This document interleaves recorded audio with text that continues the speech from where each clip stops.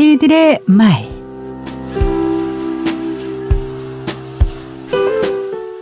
오랜 옛날, 바다 건너 먼 나라에 두 아들을 둔 돈 많은 상인이 살았습니다. 큰아들 이름은 바실리, 작은 아들 이름은 이반이었습니다. 어느 날 아버지가 말씀하셨습니다. 자, 이제 너희들이 어떻게 이 넓은 세상에서 살아갈 수 있을지 알아볼 때가 된 것 같구나. 그 말을 10입씩 줄 테니 일주일 뒤에 어떤 이익을 얻었는지 말하도록 해라. 바실리는 그 말을 받아들고 시장으로 갔습니다. 그리고는 즐겁게 먹고 마시면서 돈을 다 써버리고 말았습니다. 숲으로 간 동생 이반은 아기새가 가여운 목소리로 우는 것을 들었습니다. 이반은 둥지에서 떨어진 아기새를 발견하고 다시 둥지에 넣어주었습니다. 엄마 새가 이반의 옆으로 날아와 지저귀며 말했습니다. 고마워요. 정말 착한 젊은이군요. 천만에. 그런데 내가 어떻게 새의 말을 알아듣고 있는 거지? 하고 이반이 물었습니다. 잠시 동안이지만 착한 사람에겐 가능하죠. 은혜를 갚고 싶어요. 새가 도와줄 수 있는 일이라면 무엇이든 말해보세요. 이반은 잠시 망설이다가 말했습니다.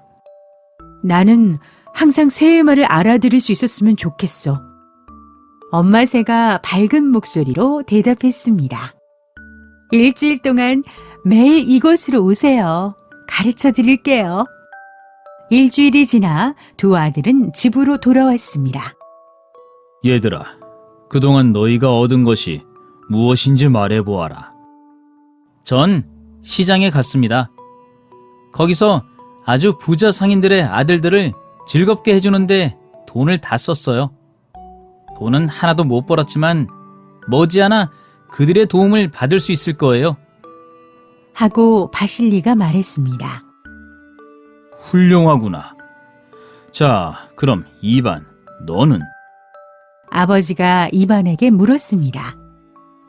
아버지, 저는 돈을 도로 가져왔습니다. 이반이 말했습니다.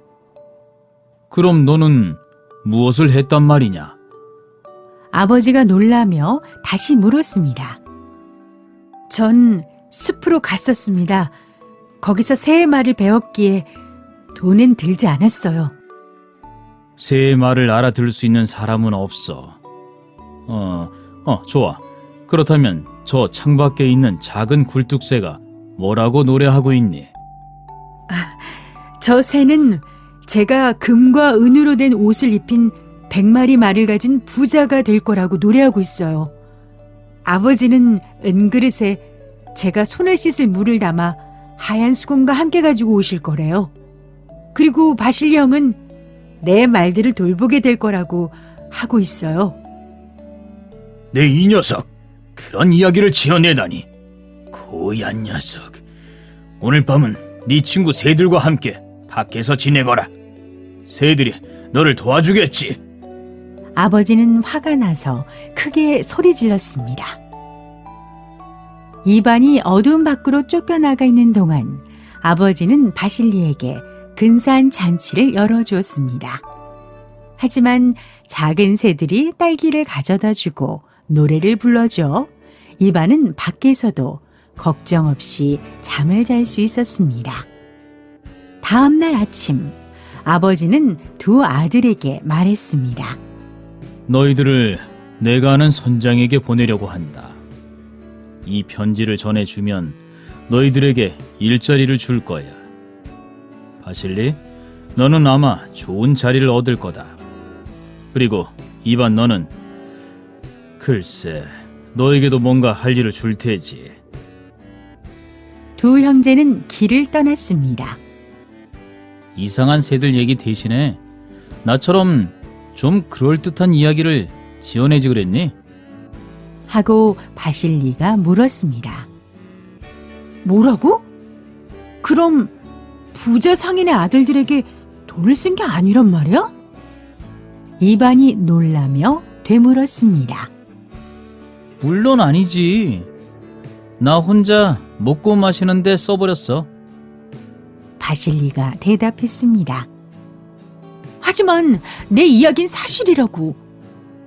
이반의 말에 바실리는 웃기만 했습니다.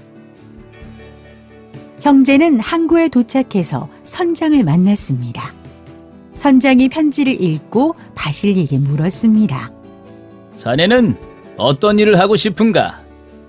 선장님 말고 배에서 가장 중요한 사람은 누구죠? 하고 바실리가 물었습니다. 항해사지. 항해사는 바람이나 바닷물의 흐름에 대해서도 잘 알아야 하고 우리를 항구로 안전하게 안내하는 일을 하지. 선장이 말했습니다. 전 바람이나 바닷물의 흐름을 잘 알고 있습니다. 하고 바실리가 자신 있는 목소리로 말했습니다. 됐어. 그럼 자네가 항해사를 맡도록 하게. 그럼 이반, 자네는 어떤 일을 할 수 있나? 선장이 물었습니다. 글쎄요. 하지만 무슨 일이든 열심히 하겠습니다. 이반이 겸손하게 대답했습니다. 정신 자세가 됐어. 그럼 지금부터 걸레로 갑판을 깨끗이 닦도록 하게. 곧 닻이 올려지고 바람이 하얀 독 가득 불어왔습니다. 배는 푸른 바다를 향해 출발했습니다. 두루미 떼가 머리 위로 날아왔습니다. 이반은 두루미 소리를 귀 기울여 듣고 바실리에게 말했습니다. 곧 굉장한 폭풍이 올 거라고 하는데? 배가 항구에서 떠나면 안 된대. 바보 같은 소리 하지 마. 바실리는 이반의 말을 듣지 않았습니다. 하늘이 점점 어두워지기 시작했습니다. 파도가 무시무시하게 솟아오르고 비바람도 몰아쳤습니다. 돛이 폭풍에 갈기갈기 찢어지고 말았습니다. 배는 곧 항구로 되돌아가야만 했습니다. 그런 일은 미리 보고를 했어야지. 선장은 바실리를 크게 꾸짖었습니다. 너무 갑작스런 폭풍이었습니다. 라고 바실리가 대답했습니다. 다음 날 아침 새 돛이 준비되고 배는 다시 힘차게 출발했습니다. 그때 백조떼가 머리 위로 날아들었습니다. 이반은 주의 깊게 백조들의 노래를 듣고는 바실리에게 말했습니다. 저 앞 후미진 곳에 해적들이 숨어 기다리고 있대. 우리를 공격하기 전에 빨리 돌아가려고 백조들이 경고하고 있어. 말도 안 돼. 바실리가 씩씩거리며 말했습니다. 하지만 선원들이 이반의 경고를 듣고 선장에게 가서 말했습니다. 해적이라니. 어제도 폭풍에 대한 경고를 받았다고 들었는데. 선장님이 갑판으로 나오면서 물었습니다. 이반은 얼간이의 공상가라고요. 새의 말을 알아듣는다고 하면서 새들이 위험을 알려줬다고 합니다. 바실리가 웃으며 말했습니다. 폭풍은 맞지 않았느냐? 해적에 대해 알아보자. 보트를 내려라. 선장이 명령했습니다. 선원들은 조그만 보트를 타고 노저어갔습니다. 곧 선원들이 재빠르게 노를 저으며 금방 돌아왔습니다. 빨리 보트를 끌어올려요. 앞에 해적이 있습니다. 이반이 우리를 살렸어요. 선원이 숨을 몰아쉬며 소리쳤습니다. 훌륭하구나. 우리 항해사가 되어다오. 네가 우리 목숨을 구했어. 선장이 이반에게 말했습니다. 그리고 바실리에게는 바실리, 너는 걸레로 갑판이나 닦아. 라고 명령했습니다. 다음날 배는 다시 출발했습니다. 이반의 안내로 위험을 피해 배는 데미안 왕국에 도착했습니다. 이 왕국은 임금의 수레를 끄는 말까지 금과 은으로 장식할 만큼 부자 나라였습니다. 이반, 계속 같이 일해보자. 너는 가장 뛰어난 항해사야. 돈도 많이 벌 수 있어. 하고 선장이 말했습니다. 그러나 이반은 고개를 저었습니다. 고맙습니다, 선장님. 하지만 저는 푸른 숲이 더 좋아요. 배를 타고 싶지 않아요.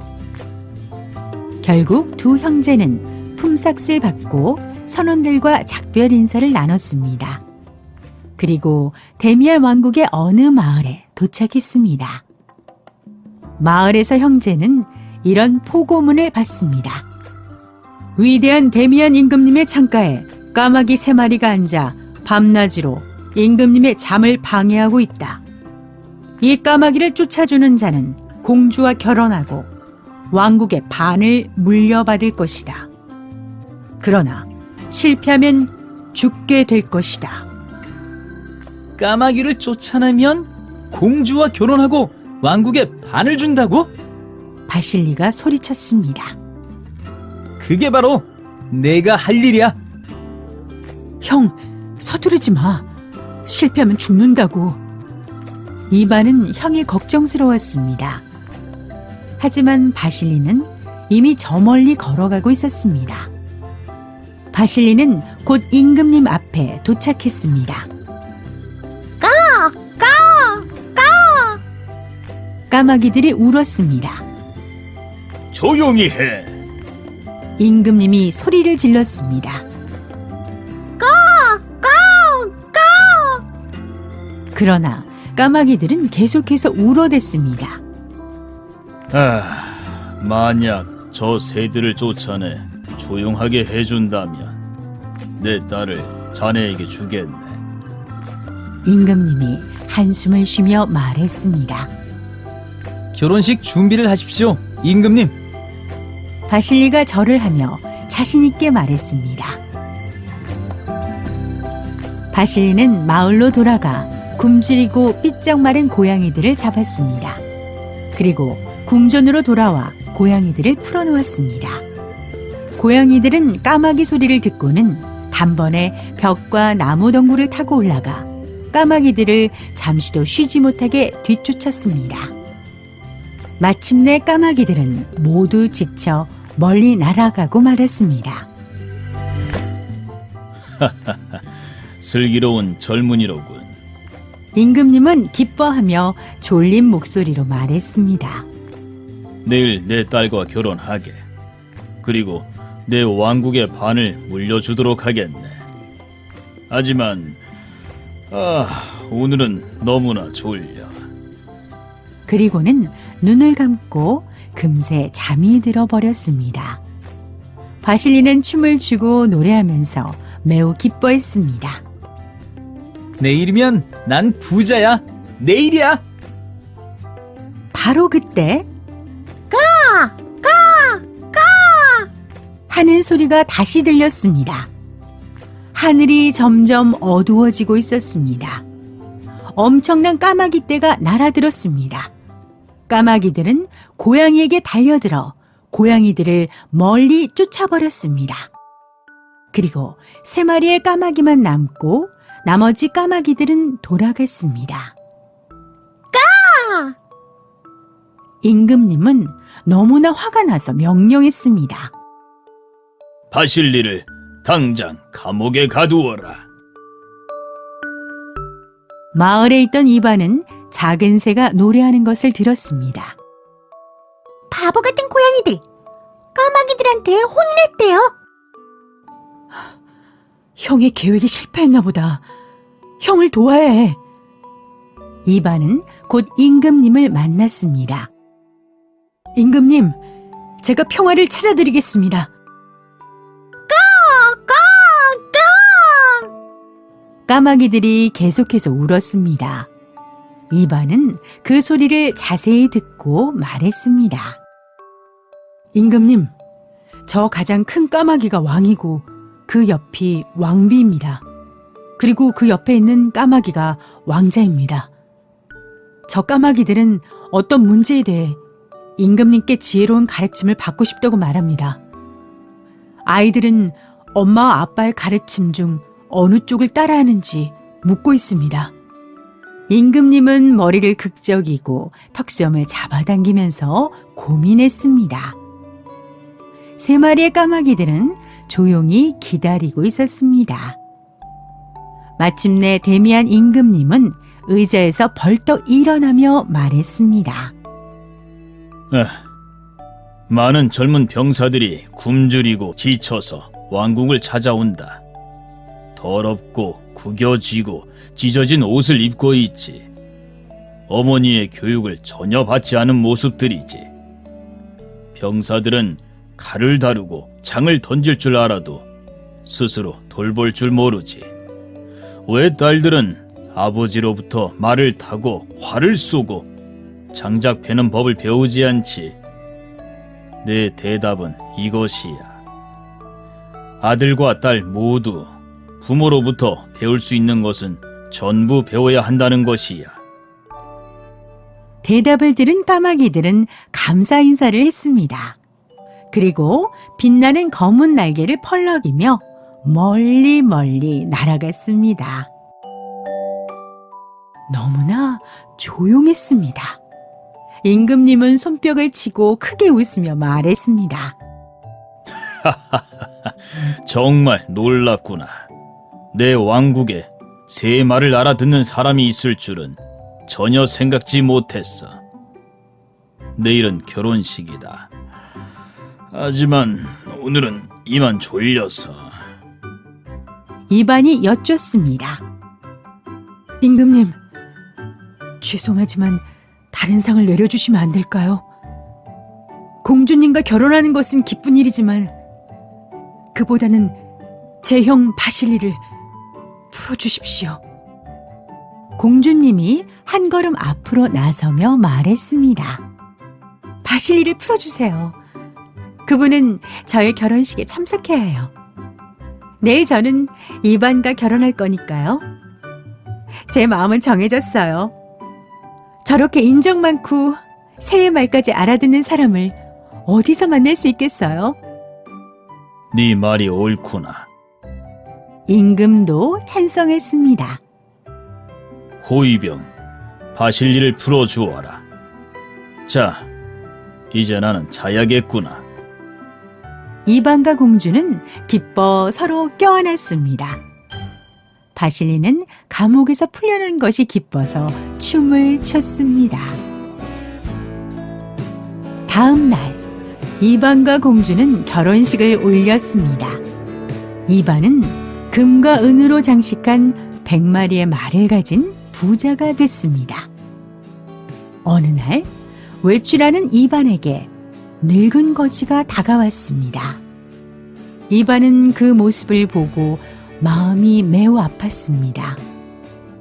이 노인에게 새 옷과 쉬운 일자리를 주도록 해라.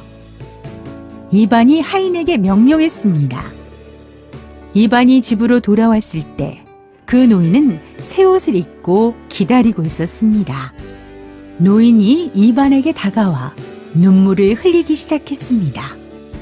왜 눈물을 흘리고 있소? 이반이 조심스럽게 물었습니다. 저는 재산을 모두 잃기 전에 아주 부유한 상인이었죠. 저한테는 2 아들이 있었습니다. 어느 날 막내 아들이 그랬어요. 제가 지금 당신을 위해 하는 일처럼 은으로 된 물그릇과 하얀 수건을 자기에게 가져다 줄 것이라고 했습니다. 이반이 기뻐 소리쳤습니다. 저요! 제가 이반이에요, 아버지! 아버지와 아들은 서로 끌어안고 기쁜 눈물을 흘렸습니다. 늙은 아버지는 왕궁으로 와서 이반과 공주, 그리고 이제는 말을 돌보게 된 바실리와 함께 살게 되었습니다. 마침내 작은 새가 예언했던 대로 모든 일이 이루어졌습니다. 어떻게 이 이야기를 알고 있는지 여러분은 궁금할 거예요. 대답은 간단해요. 바로 며칠 전 작은 새가 창가로 날아와 모두 이야기해 준 것이랍니다.